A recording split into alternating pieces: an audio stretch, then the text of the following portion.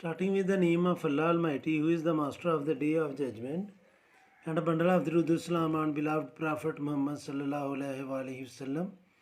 Dear students, I am Abid Hussain Bhutta and you are watching my YouTube and Facebook channel Talim Tarbiyat 72.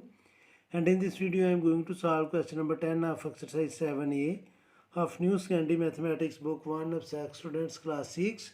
And the same question is included in New Syllabus Mathematics D1 for A-level, O-level students. Students, the statement of the question is x degree, y degree and z degree are three angles lying on a straight line. If y degree is equal to x degree plus z degree, find the value of y. And if in B part x degree is equal to y degree is equal to z degree, then find the value of z. तो students हमें given है कि three angles हैं x degree plus y degree plus z degree. ये तीनों angle जो है students ये स्ट्रेट लाइन पर हैं, तो इनकी वैल्यू क्या होगी 180 डिग्री. और इसको हम लिखेंगे, इसकी रीज़न है adjacent angles on straight line, कि ये स्ट्रेट लाइन पर एडजेसेंट एंगल्स हैं. ए पार्ट में स्टूडेंट्स वो हमें बता रहा है कि ए पार्ट में जो y है वो इक्वल है students x plus z degree के, और हमने वैल्यू फाइंड करनी है y की. तो y डिग्री की वैल्यू हमने फाइंड करनी है, y की वैल्यू फाइंड करनी है, डिग्री इसके ऊपर नहीं है. अब स्टूडेंट्स गौर करें कि हम x और z की जगह क्या लिखेंगे y, और एक y ये अपनी जगह पर रहेगा, तो ये 2y is equal to 180 degree आ जाएगा, तो y की वैल्यू आ जाएगी 90. तो अब मैं इसको लिखूँगा कि इसी स्टेटमेंट को मैं लिखने लगा हूँ, लेकिन मैं x डिग्री और z डिग्री को इकट्ठा करके लिखूँगा. आगे y डिग्री को हम बाद में लिख लेते हैं, और ये इक्वल है स्टूडेंट्स 180 डिग्री के. x degree plus z degree की जगह हम लिख लेंगे y degree plus y degree is equal to 180 degree, और ये आएगा y degree plus y degree mean 2y degree is equal to 180 degree, और 2 उधर जाकर करेगा डिवाइड, तो y डिग्री आ जाएगा स्टूडेंट्स 180 डिग्री ओवर 2.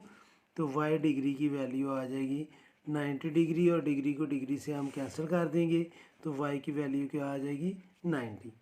और इसका जो b पार्ट है स्टूडेंट्स वो है हमारे पास कि b पार्ट में जो वैल्यू उसने दी है वो है g if x equal to y, और ये इक्वल है स्टूडेंट्स z के, और तो हमने वैल्यू फाइंड करनी है z की. अब स्टूडेंट्स देखें कि ये स्टेटमेंट मैं दोबारा लिखूँगा, x plus y plus z is equal to 180 degree, x degree plus y degree plus z degree, और ये इक्वल है 180 डिग्री के. और ये तीनों इक्वल हैं, यानी कि x इक्वल है y के और y इक्वल है z के, तो हमने z फाइंड करना है. तो स्टूडेंट्स x इक्वल है z के, तो मैं x की जगह भी z लिखूँगा. y इक्वल है z के, तो इसकी जगह भी हम z लिखेंगे, और z तो अपनी जगह z ही आएगा, तो मैं लिख लूँगा z is equal to 180 degree.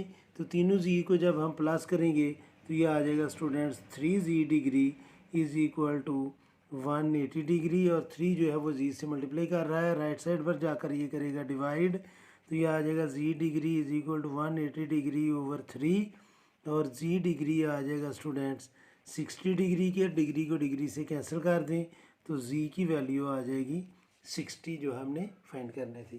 तो ये थे स्टूडेंट्स क्वेश्चन नंबर 10 के दोनों पार्ट. उम्मीद है कि आपको समझ आई होगी.